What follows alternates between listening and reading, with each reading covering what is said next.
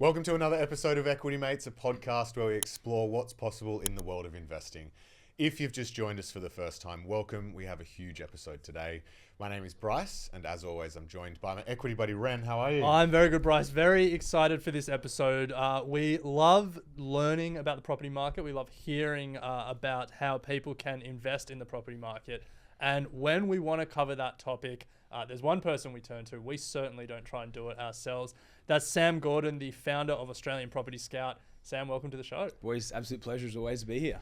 Now, if you've just joined us, Australian Property Scout are a leading investment buyers agency. Sam has joined us on the show plenty of times before, but one thing that we've never covered off is Sam's personal story in the property market and how you've gone. We're gonna get personal. We're gonna go deep. Yeah, from zero to Lamborghini is the Sam Gordon story. The Sam Gordon. What a title! The Sam Gordon story. We've heard bits and pieces. Yeah. Let's go through it in a bit of detail because there's plenty of lessons that I'm sure that we can all take out of this, regardless of where we are on our property journey. So give us the high level to start with, and then we'll unpack it bit by bit. Where did it all begin? Yeah, for sure. I mean, high level, I saw my parents really like slaving away 7 days a week on a farm. Not like a super ritzy, expensive farm with, you know, all the horse stables or anything. It wasn't like that. It was, I literally grew up on a little rabbit farm down in the Southern Highlands, and they work 7 days a week, you know, for their whole lives. And that's what I grew up around. And I knew from a very young age, I didn't just want to be grafting my whole life for that sort of income, right? Nothing against my parents, and massive respect for the hard work that they always did, and they really instilled that hard work in me. But I didn't want to do that. I didn't want to be grafting, you know, in my 50s, in my 60s, just to be kind of sitting in an average position. So I knew I wanted more, and I think as I started getting a bit older, you'd always hear the stories about, you know, say Harry Triggerboff, like, you know, Meriton, high-rise Harry, 3,000 apartments at the time when I was a teenager. Or you'd hear about people that were either super wealthy, they either made their wealth in property, or they made their wealth somewhere else and they stored it in property because it was such a dependable, reliable asset class. And that was pretty much the extent of what I knew about it when I was younger and growing up. And pretty much, man, like a few different things sort of turned around and to really, in terms of what really kicked it off, I was looking at cars. So I'm born in 1990, so I'm 34 now. And in the early to mid 2000s, it was all the hype of Fast and Furious when it first came out, right? Yeah. All the Jap sports cars, the Supras, the Skylines, you know, all this sort of stuff. And I really wanted that. And I'd been working my butt off, and my old boy was a mechanic by trade. And so he'd come out to me with every inspection and just rubbish every car I went and looked at. And in the end, I just got sick of it. I was just like, man, I'm never going to be able to find a good car. All these things are shit boxes, all the rest of it. And then eventually, like my old boy just said to me one day when we were driving back, he goes, why don't you buy a house? Why don't you go buy a property instead of looking at these things, you know? And I had this old clapped out, I had an old Land Rover Discovery, and I used to just drive that around. And I was like, you know what? And then remembering the stuff about like Harry Triggerboff and stuff, man, it just like made me think, you know what? Like money can be made in property. You know, I'm a high school dropout, don't have a trade. I was working on the parents' farm at the time, trying to figure out what I was doing. I was playing sport at a semi-professional level, playing soccer. I knew I kind of needed to do something else, and that's where I started thinking about property again. And I'd been saving hard for a few years, saved my first deposit, and I'm 34 now. I've got 84 properties, individual titles. I've got 108 rentals. Wow. Yeah, and I've been doing this for a long time. It's 15 years almost to the day. You said you're born November 17th. We caught up last time. Yeah. My very first property settled on November 17th in 2009. So it just triggered in my head because I always remembered that date. There you go. So you were buying your first property. I was in year 11 at school. There you go. Yeah, there you go. Man, and that was the turning point, man. So much changed after that. But it's been nearly 15 years to the day. In terms of when we're recording this, it could have almost been today that I was negotiating on the first deal. So or got that first deal. So wow.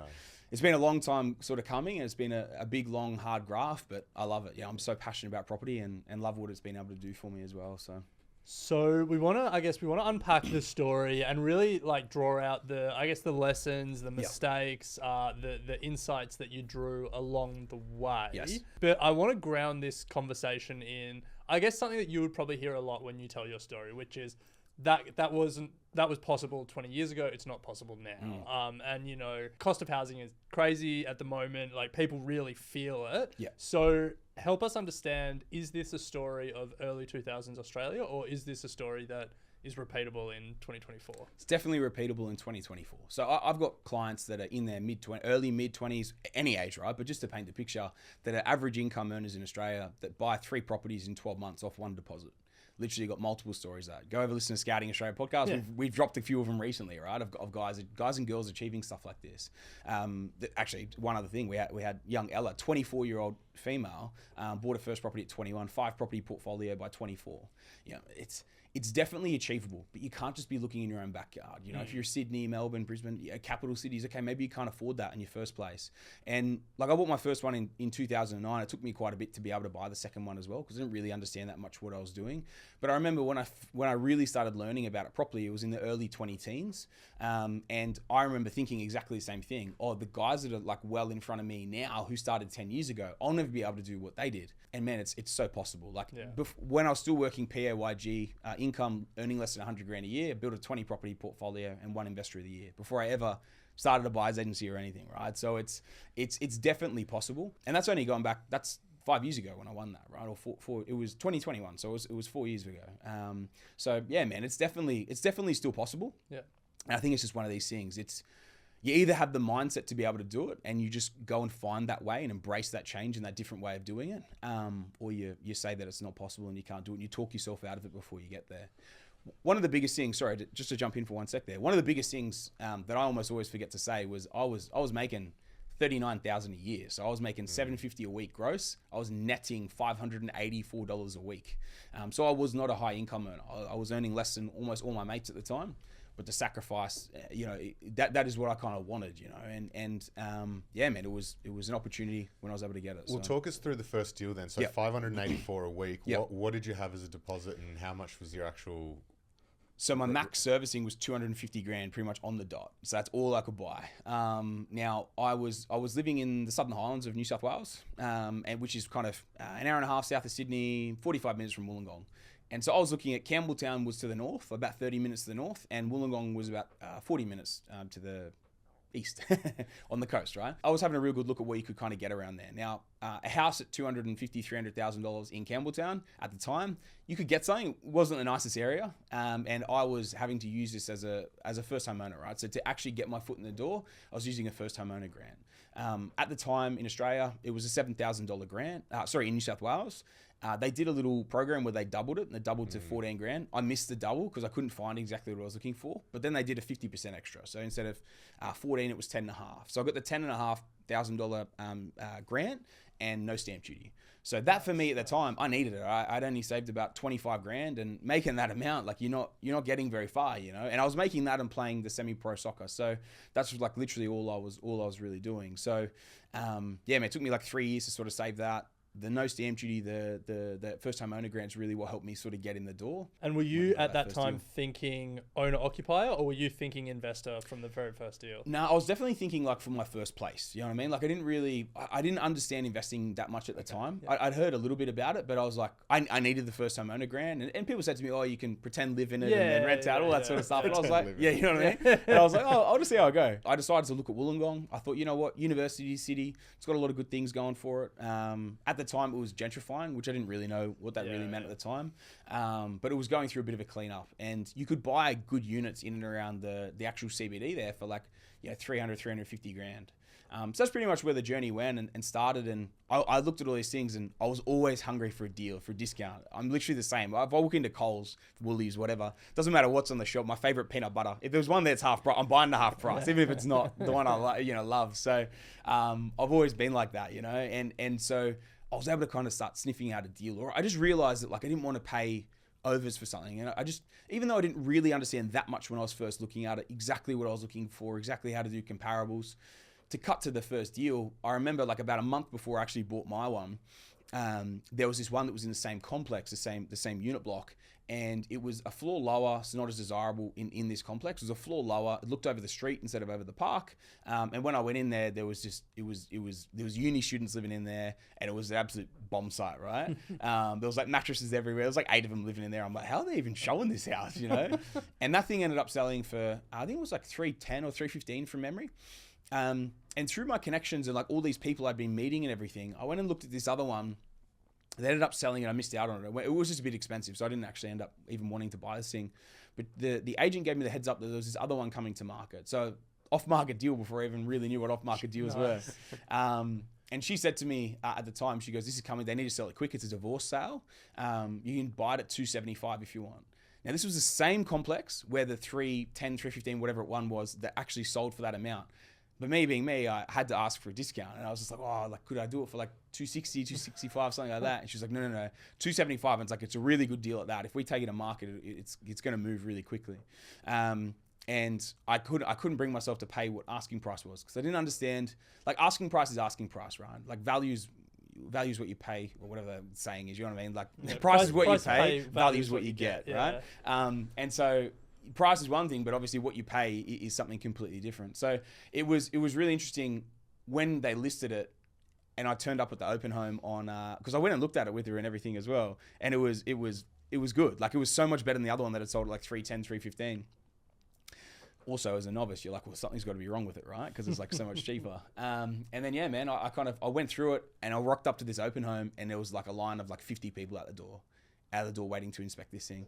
And I was like, oh God. And my old boy goes, oh, mate, you got no chance of getting this thing. Look how many people here.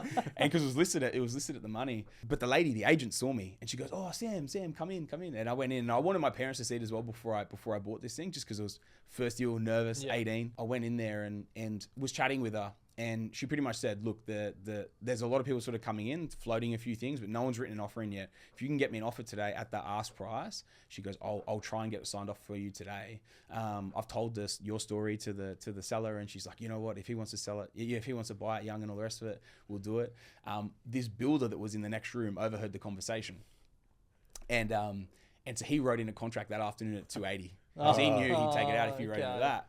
And I submitted the 275. I remember I went to there was this little cafe at Fairy Meadow, this little thing next to the servo in Wollongong. I spoke to my parents, like, yeah, it's really cool. And like, if that's what the other one sold for, like, it's obviously a good deal. So I submitted the offer, and she goes, oh, I'm really sorry. Like, this other guy that was there, and we'd seen him, and I'd realized who he was. They've submitted 280. And there's other people talking about it, but they haven't got the offers in. And I was like, nah, like I couldn't mentally go to 280. She's like, if you get to 280, they'll 100% sign with you because they really like you guys. These other guys were investors, right? And I go, nah, like I couldn't do it because I'd had it at 275, and then I was about to lose it. I just couldn't do it. I couldn't bring myself to do it. And it was very fortunate that the seller was just like, you know what, whatever, just sell it to the young guy. And she just did it, and she goes, just sign back. Wow. We'll just sign off at that. And then, yeah, man, it went through. Anyway, that's kind of the story. And it was like that first, not really knowing how to negotiate, but somehow still getting a good deal. And it kind of went through from that. And the sales agent told me that like kind of within the week after, like people started sending in offers like over 300,000 and stuff, trying to take this thing out. But they were so slow to kind of do it and to kind of move that quickly. So I kind of immediately made like 10% on the way into that deal. And it gave me that little buzz, you know, that little high when I kind of realized that I'd made a little bit of money on it. Like I was making 39 grand a year. Like I just made probably like 25 to 30 grand on this one deal. So, yeah, man, it was kind of a surreal moment, you know what I mean? To kind of buy that first one. I kind of just learned those little intricacies as you kind of went through it and almost lose it and then get it and all these sorts of things. So there was a lot around it, but that was at 19, man. And then I just kind of there was a little happen chance sort of event that happened after this that made me really get bitten by the bug of property investing. Yeah, well, I was going to ask, at that stage, were you thinking about multiple properties, or was it just like you were just like one property, start to pay down the mortgage? And it sounds like it was more just like one property, get in. It was just buy. So then what was the event that you were... So, as you boys would know, I'm never early, okay? I've just got this. I always try to be early. I always end up late. I don't know what it is. It's something. I need to like set my clock forward or so, you know, maybe by half an hour. For some reason, I'm always late. By 10 minutes, always. And man, I was sitting at the dentist, and for some unknown reason, I was early that day. I was on time, and he was running late. And there was a property mag on the table, because property mags were a thing back in the day. There was 3 big property mags, and there was one sitting on the table. And I was like, oh yeah. I picked it up and I just started reading it. And I was talking about renovations, I was talking about releasing equity, I was talking about all these different things, all these different strategies. This dude is like 25 or 30 with like, you know, 10, 20 properties. I'm like, what the hell? It didn't make sense. And I was just like reading this thing. When the guy came out, I was like, dude, can I take this? Like, do you mind? He goes, yeah, whatever, just take it.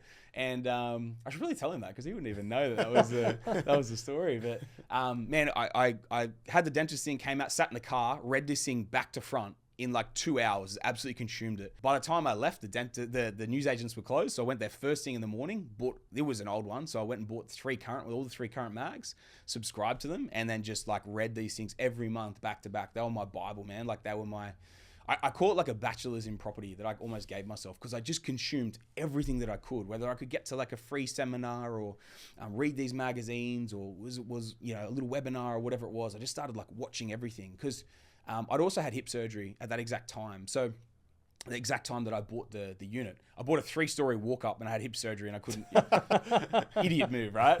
But anyway, I kind of realized that potentially soccer wasn't going to be the avenue that I always thought it was going to be. And I'd always played at a pretty decent level, but when you have like a significant surgery like that, it's just like you don't come back 100% the same. And I started realizing that I probably need to have a bit of a plan B for in case it doesn't work and doesn't go ahead. And yeah, man, so like I just started really just putting so much time into this thing, learning this thing back to front, and started formulating my own sort of strategy, speaking to different people that I knew were making money out of property and figuring all these little things out. And I just started building from there. So they say a little knowledge is a dangerous thing. And I think there are so many investors that have started reading and learning and then feel overconfident and burn themselves on the deal. You know, like my investing in the stock market, like when I started, I thought I knew far more than I did, managed to lose all my money, and very quickly learned I did not. Yeah. So after you've done this at-home bachelor's degree in property, you thought you knew what you were doing. Talk to us about the next deal, and did you burn yourself there? So my one saving grace is because I was such a low income earner and the market was slow as well. So even though there was a little blip there with the first home owner grants that came in and they gave the market a little push, I was a very low income earner, so I wasn't able to pull equity, right? And so it took me a while. It took me 3 years before I bought the next one. It was about 2.5, 3. I was 22 when I bought the next one. So it gave me a lot of time to research and figure all this sort of stuff out. So I started formulating these different things and these different strategies, but I knew that equity was my biggest enemy in this game, because I was such a low income earner that I needed to like generate these deposits, because I was never going to be able to save it myself. So the next deal was, I figured out that, that I needed equity more than anything. I was like, okay, how can I generate as much equity as I can? And in hindsight, there were better avenues than what I went down, but I still did really well out of it. And to put it in perspective, I'll run through the deal first and I'll tell you what it's worth now. But I paid, effectively what I did was, my girlfriend at the time, her brother-in-law, so her sister's husband, he had been doing little buy and builds. So he'd buy land and then he'd build on it. And this was down in the Highlands, Southern Highlands of New South Wales. And he could pretty much do deals for around about 400 grand that he was doing deals at, and they'd get valued at like 450 to 500,000. I'm like, okay, sweet. So he's making like 50, 100 grand on these deals at that money. I'm like, that's pretty good. So I started researching it. And I started having a look at money and how am I going to get this thing together. Now I'd had a few years extra to save. I started working other jobs, started being paid by soccer and working a bar job. So I was working effectively 3 jobs, getting paid 3 different amounts of income. So I was saving a bit quicker. And then I realized how to release equity. So obviously being able to, your property value increases and then you're able to refinance out the equity. So you refinance out the value in that deal by increasing your loan amount, right? Pulled a bit of equity out of the first deal. And then I knew that I was going to be able to go out and buy this place. So I went shopping and I was shopping for blocks. Timing again was very much in my favor. So this was in 2012. Now the Sydney boom started in 2013. The Southern Highlands and Wollongong started properly in like 2014. So it was about a year lagged behind Sydney proper. But 2012 was dead. Like when I say there was a glut, people, if you've only been investing for 5 or 10 years, you have no idea how much of a glut I mean. Like there was just so much everywhere, right? And blocks in particular, because in 07, 08, when the GFC hit, a lot of developers had a lot of projects going through because the markets were going crazy. There was just a lot of stock that was still left over from that. And people were trying to bring things to market, but not being able to sell them.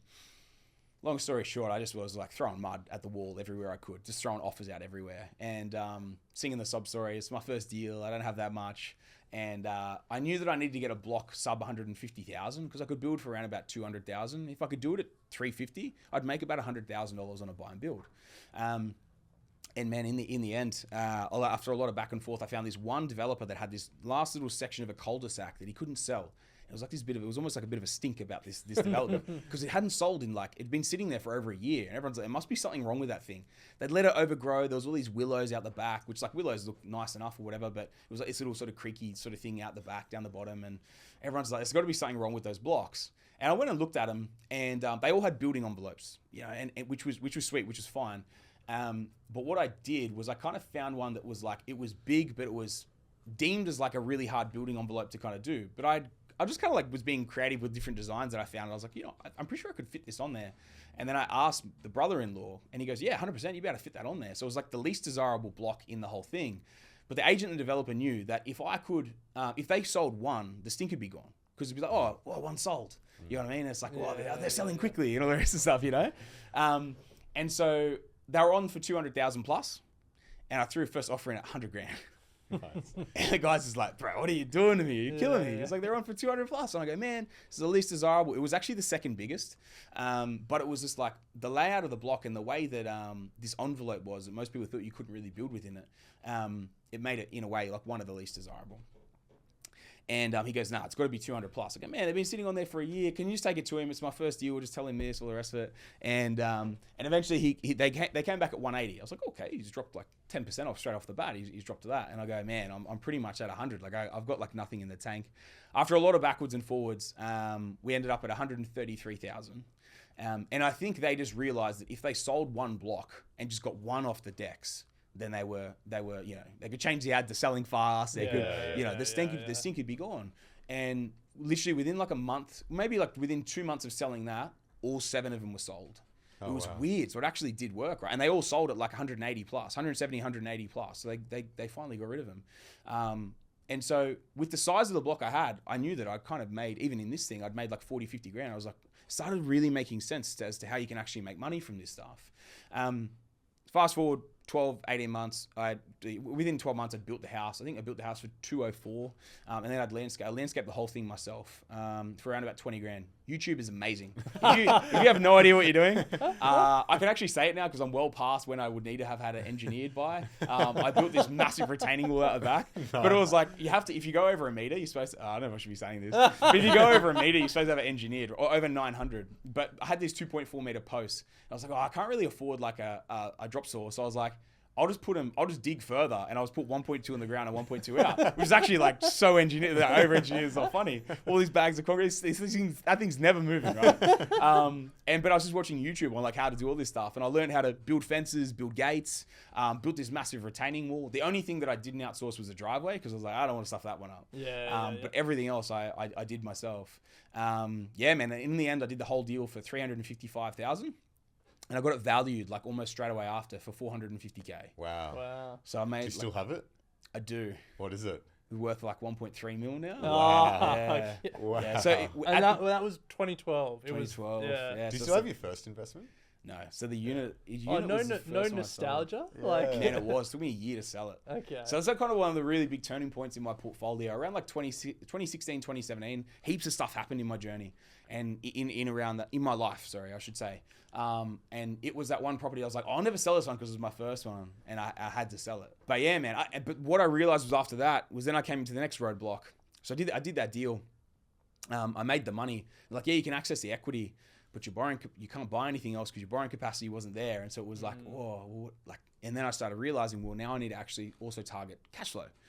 And so what I realized I needed to do, now I was fortunate with interest rates coming back a little bit during that time frame. So when the Sydney boom started to kick off, interest rates were coming back a little bit, and I got a little bit of a pay bump as well. So I started making a little bit more money. So my serviceability came back. But what I realized was I couldn't do away with servicing. So if I bought one more, because I was doing all this reading, I was like, okay, so there's 2 things I really need, equity or cash flow, or I need them both. So I was like, but they're the 2 things. You either run out of one or the other as you're going through your journey. You run out of one before the other, so you have to preempt it.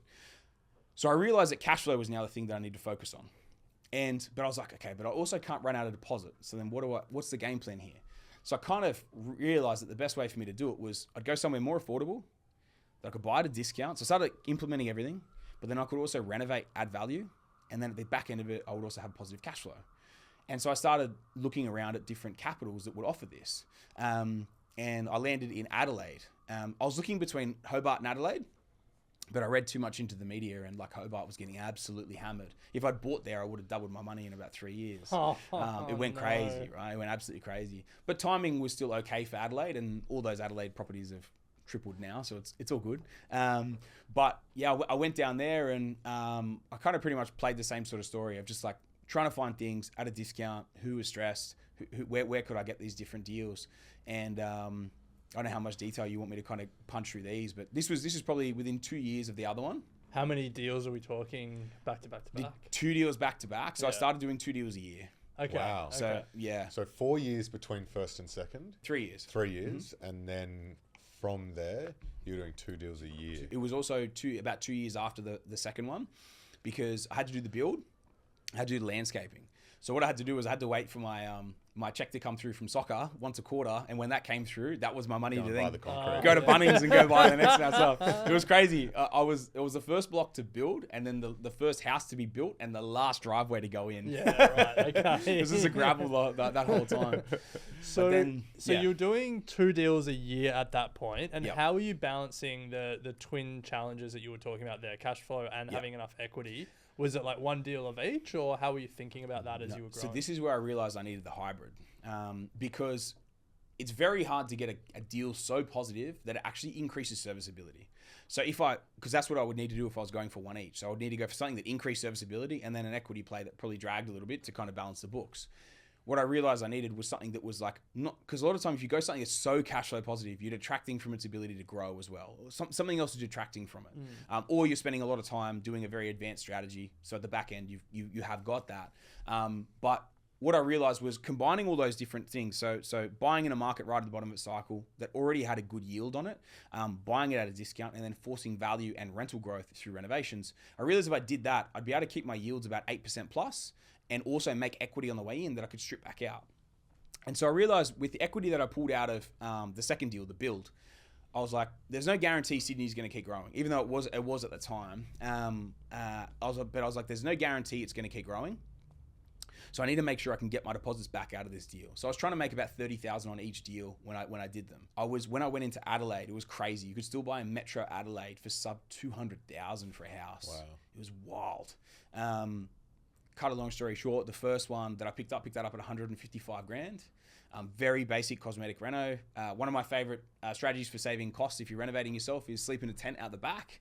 I did that for a week. And then while I was down there sleeping in the tent out the back, renovating it, I bought one in the next suburb over as well. So 155 for the first one, 177.5 for the second.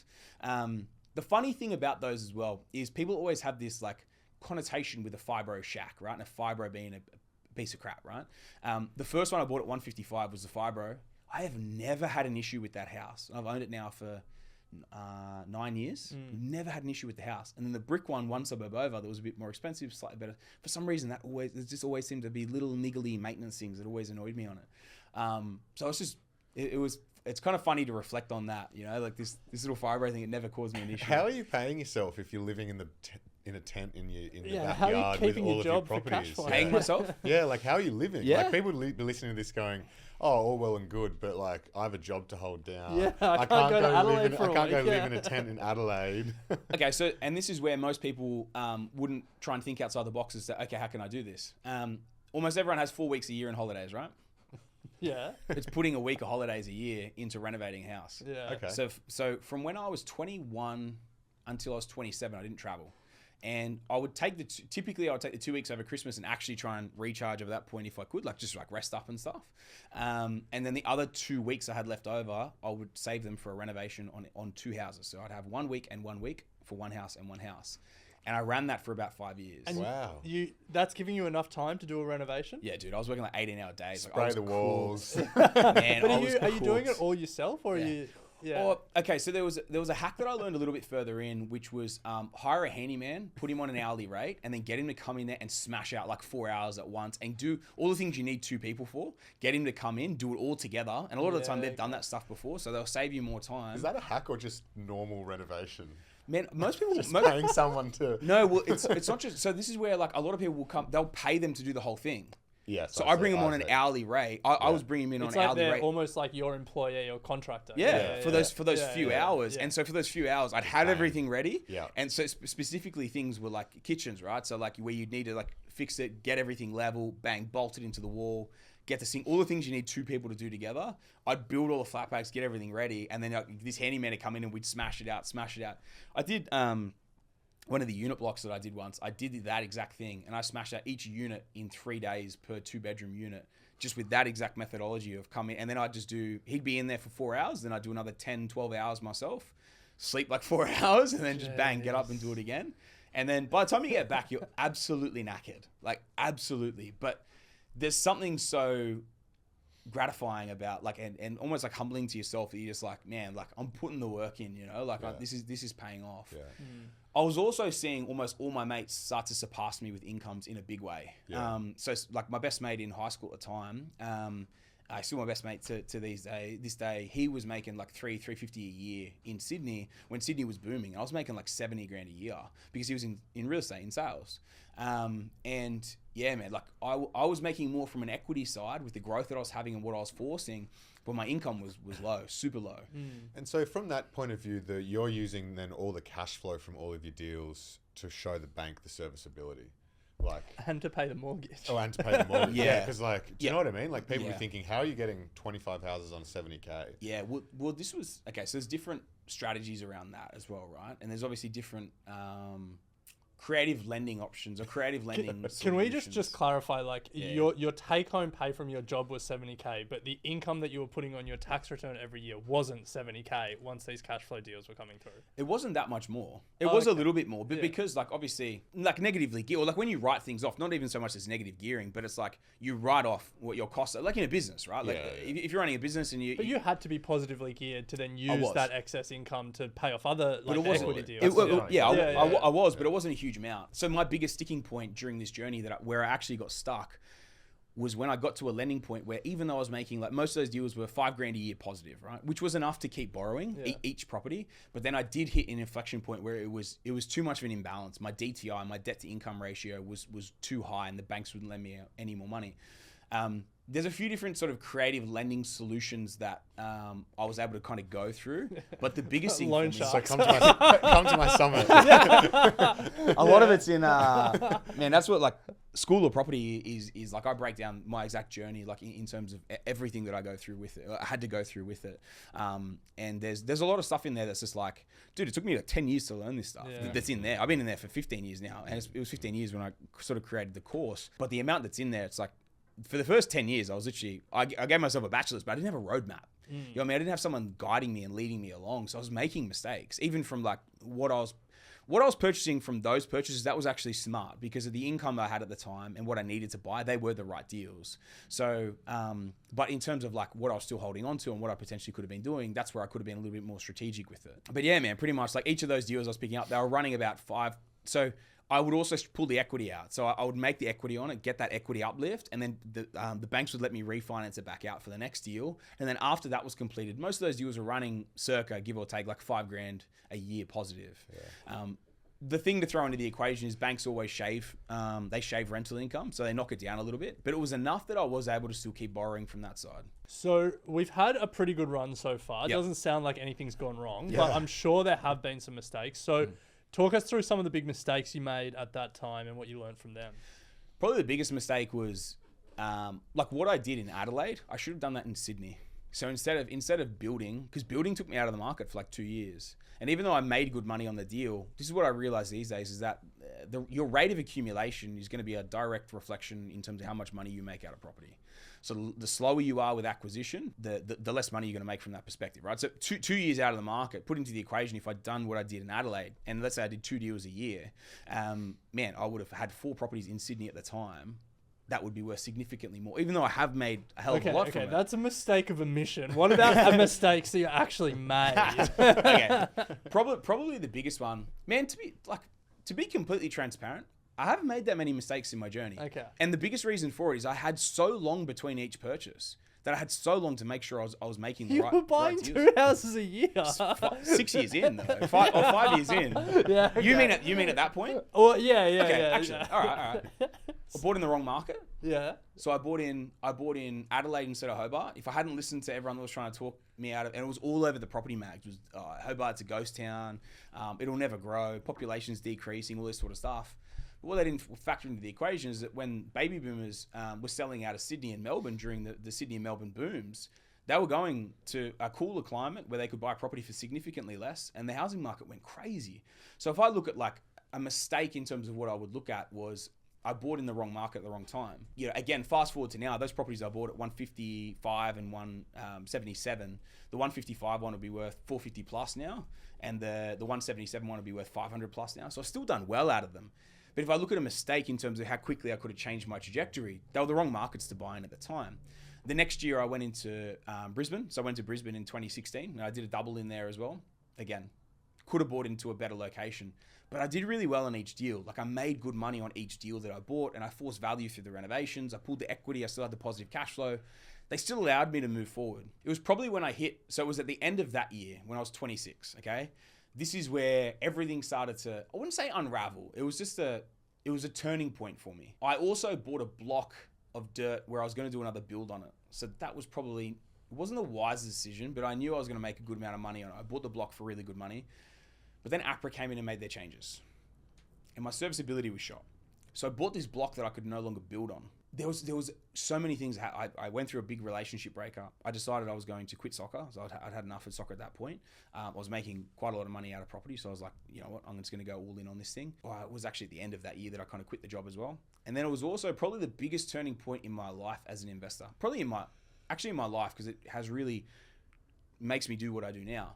I got burnt by probably my idol growing up with what I was reading with property mags and all the rest of it. There was one guy that was almost always through them all, and he was a beast. Like as an investor, he'd done so well for himself. And somewhere along the way, the demon tapped him on the shoulder, the devil tapped him on the shoulder, and he went down that road. He went down that path. And as a 26-year-old making 70 grand a year, I'd done all right with what I built to date. But they were pretty much a shark group, you know what I mean? Like when I went in there, I signed on and worked, we'll be able to fix it. We'll be able to figure it all out, all the rest of the stuff. I learned a few things around. Yeah, sorry. What was buyer's agent? Oh, so he was a buyer's agent. Yeah, okay. Buyer's agent. Yeah. Yeah. You're not saying buyer's agents are the devil because you're a buyer's agent. Yeah, of course. But he. Yeah, sorry. So he had quite a large portfolio, Yeah. and growing up reading all these property mags, he was very much in the forefront back in the day. But like, long story short, man, I lost 10 grand. Going down that avenue because I was thankfully wise enough that I knew enough about property investing that when he was sending me these deals, they were terrible. And I actually, like I'd gone through all the things to actually free up my capacity again. So I realized I needed to sell the first one. I held off for quite a while, sold off the first one, got my borrowing capacity back again. And then he was just trying to sell me units in Sydney. And Sydney was like at a peak, man. I fluked the timing of the sale of Wollongong. They called the peak of Sydney boom in July 2017. I settled in July 2017. So I just I fluked the peak of Sydney, which was great. Paid 275, sold for 525. So I made pretty good money on it as well, 250. But then when I kind of got that debt back, he literally was just like, oh yeah, here's the deal. As soon as I signed on, like I got bombarded with deals. I was like, whoa, hang on a second. Like, weren't we supposed to have a strategy session, all this sort of stuff? And then yeah, man, I realized like it was all a fugazi. You know what I mean? It was all a load of crap. And then eventually I had to walk away from my 10 grand. It was a non-refundable $9,900 fee. And yeah, that was kind of like, after that had happened, I was like, it just left a really bad taste in my mouth. And I was just like, there's so many, like it culminated into this really kind of like formulative year for myself, right? And at the end of that year, it probably took me about 6 months to get back on the horse of buying again, because I was like, oh, I don't know what to do. And then I was doing those different researches. I found a really good broker who lined me up with a really good accountant. I just figured everything out from a lending side in terms of how I could really keep going from that point.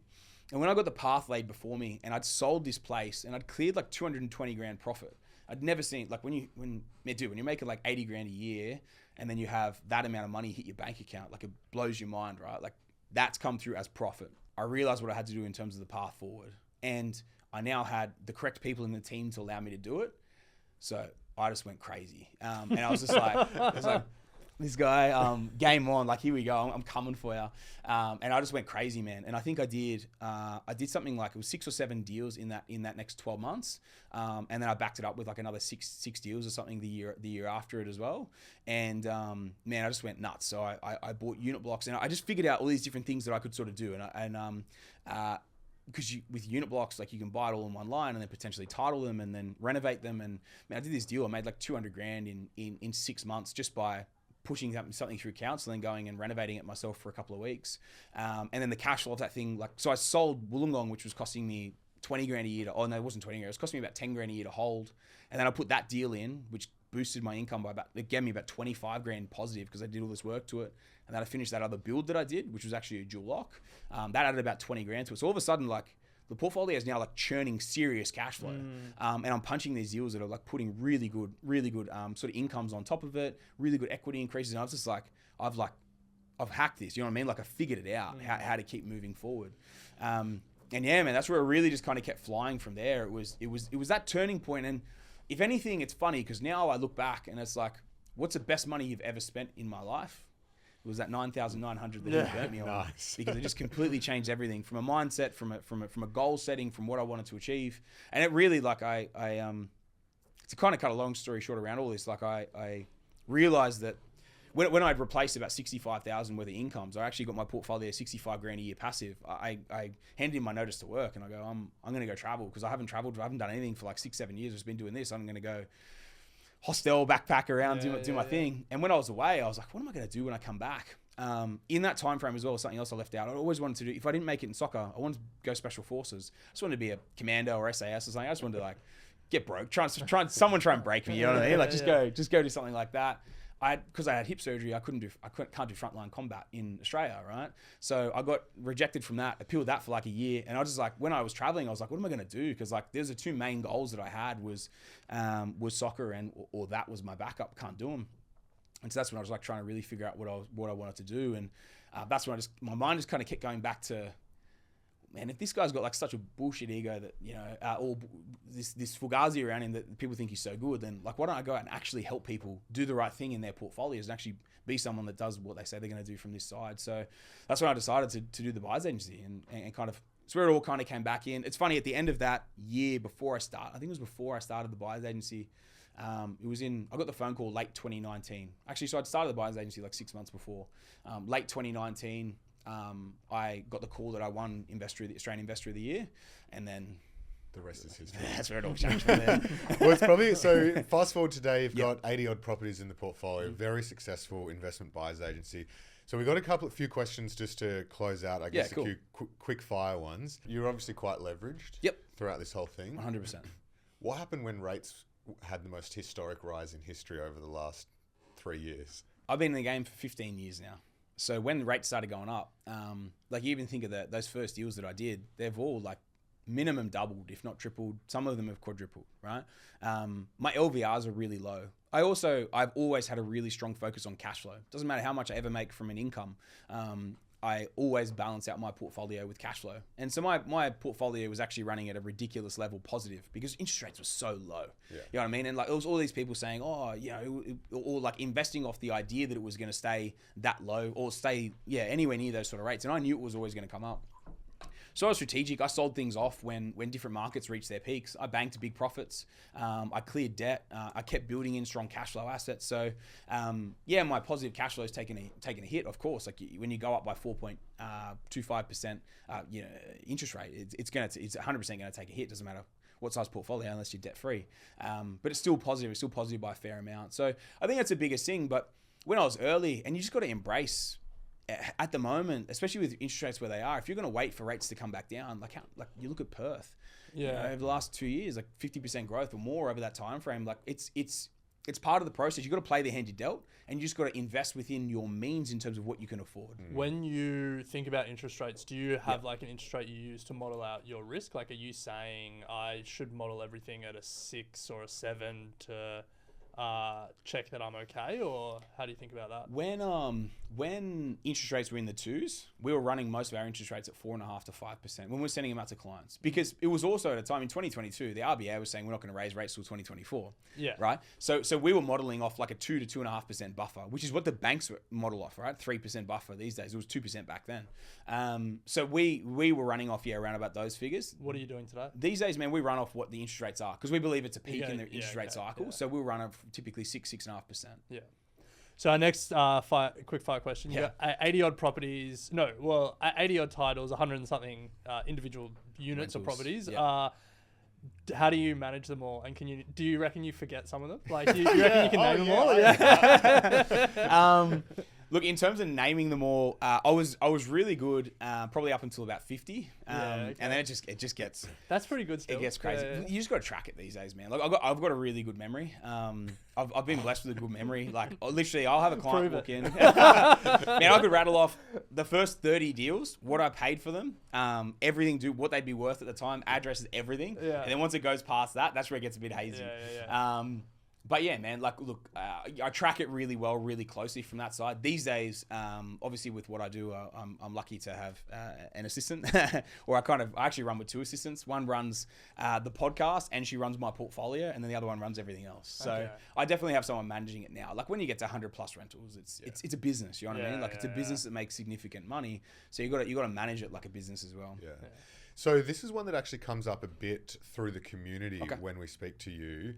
It's what's the end goal? Like, do you cash everything out at one point and then just go, here's my pile? Is it just cash flow? What's your end goal? So it's definitely a mix. And my goalposts are always moving. So it's a mix, of the two things that you said. Like I would never cash everything out and sell everything off. I've spent too much time building up cash flow within my portfolio. The end game is 100% to sell off my growth assets, because when a growth asset has a big amount of growth, its yield almost never grows in line with it. And even if it does, it's not a multi-income stream. It was there for growth. So I treat my portfolio very much like a business. When something's done, when something has performed for me, it sounds like a bad analogy to use, but it's very relevant, right? If you had an employee that was a gun for 3 or 4 years and they were a beast, 3-4 years, they just Perth, right? Let's say Perth or somewhere else, Adelaide, Brizzy, they're producing 15 to 20%. So they're making you, $80,000, $100,000 a year, right? Every single year. But then that guy's hit his peak. Well, let's say it's an athlete in a soccer, in a whatever team in the world, right? And then they pass their peak. You don't hold on to them for 10 years past their peak, costing you money every year. Like you're never going to hold on to an employee that costs you money every year for the next 10 years, are you?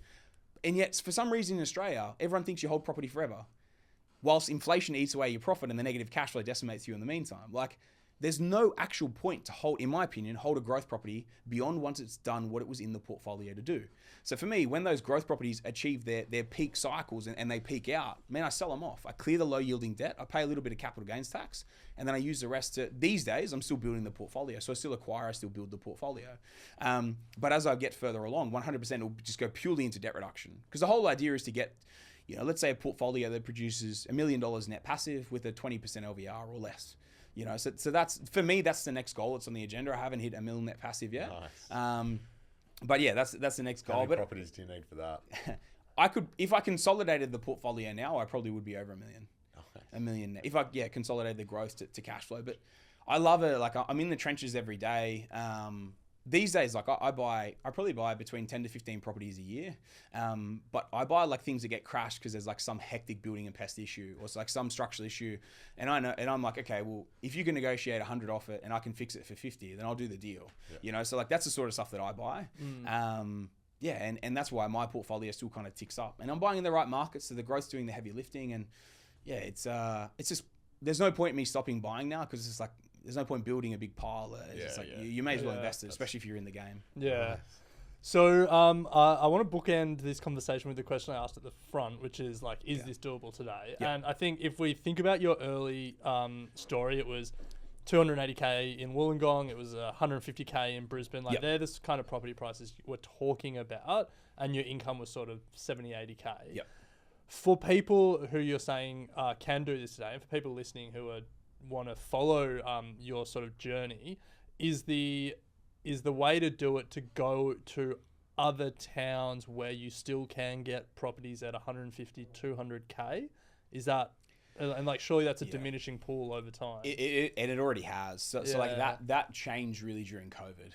Like the 150 to $200,000 markets, because like everywhere that was cheap and affordable, someone was living in a city, like almost everyone could stump up 15 to 20K and go buy their first home out in those sorts of areas. So a lot of those markets turn into $300,000 plus markets. But man, like if you're making 70, 80 grand, you can definitely afford a $300,000 to $400,000 property and get your foot in the door. If anything. And it's funny because I almost went to say, look, at the level that I did it at, potentially not, right? But then I look at the guys and girls that come to me now, and we're building a 3 to 5 property portfolio in 12 to 24 months. And if anything, they are in a significantly better position than I was 12 to 24 months into my journey. It's like, where are they going to be in 10 to 15 years?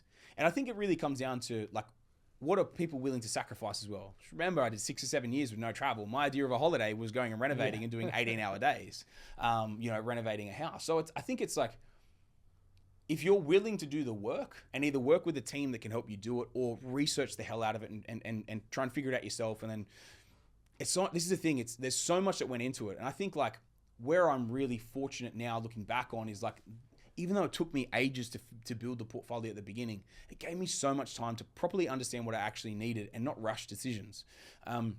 I think where a lot of people make the mistakes these days is they take some 2 years to save a deposit, and then they get the deposit, and then they get a pre-approval, and then they just go rush the purchase because it's taken so long to get there. And this is where, obviously we help people not make that mistake, and then show them through the financing pitfalls and all the rest of it to build. If you can build a really significant amount in the first couple of years, like you took, say, 5, 6 property portfolio in a 2 to 3 year window, we're probably talking a $2 to $3 million portfolio. As that's going through its growth and you're refinancing all the rest of the stuff, man, you can build a significant portfolio for sure. Also, one quick note on that. Most people would not want an 80 property portfolio. Like it is. Sounds pretty good. I reckon if you surveyed most people, you'd get more yeses than no's. Net passive. Sounds pretty good. What I more mean by it is there's a huge amount of headaches that come with it. And $1 million net passive, like for the average person out there, is probably like ask, do you need that much? Like, or would like 250? Yeah, but do you need that much? Like, that's what I'm saying. But I'm in the trenches, you know what I mean? Like, once you get the bug, yeah, that's the thing. I think like realistically, what you could build is like a 20, 30 property portfolio. Like we're talking, you build a 20 plus property portfolio, 20 or 30. You're talking like you could build easy $500,000 passive income. You know what I mean? Like I've gone silly because of what I do, right? It's just like, it's silly to get to this level. It's silly, but it's just like the deals that would have got crashed. It's a headache for someone else. I can create a solution out of it and do it. It's a privilege to be able to do that sort of stuff. But what I more meant by it was like, there's a huge amount of headache and blood, sweat and tears that comes with it. And it's also a huge commitment piece. Okay. So like the portfolio that size, it is a huge commitment piece to kind of get there as well. Whereas like if you could build a 20 to 30 in 10 years and then chill and then consolidate and sell them down and you still get to your $500,000 or maybe $1 million, like obviously it depends on what you buy and all the rest of it. It's still pretty good without having to, it's obviously still amazing without having to go silly, right? Yeah. Well, if you are looking to just build a one property portfolio, Sam's your guy. You can head to australianpropertyscout.com.au. Final question, Sam. What's your net worth? Kidding. We'll reveal that in the next episode. We'll do a check-in. Yeah, we'll do a check-in next episode. No, but seriously, thank you for sharing the journey. And I'm sure there's a lot of people out there who have taken some inspiration from it, and will hopefully get in touch with you guys. But yeah, it's a pretty amazing story. So thank you so much. Absolute pleasure, boys. Honestly, absolute pleasure being able to jump on and share it. And I hope people can take some inspiration and get on the property journey as well, because it's an amazing vehicle when you use it correctly. Equity mind. I will say this about investing: everything you do learn is cumulative. What I learned at 20 is useful. Equity.